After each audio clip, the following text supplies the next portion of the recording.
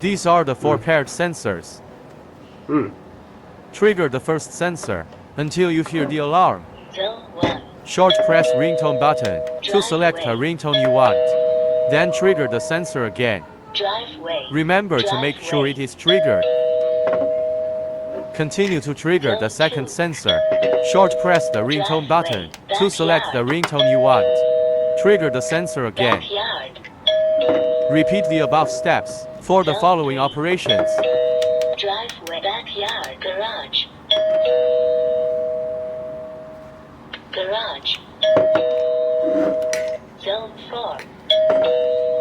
Driveway. Backyard. Garage.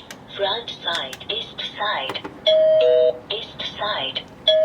Check whether the ringtone modification is successful.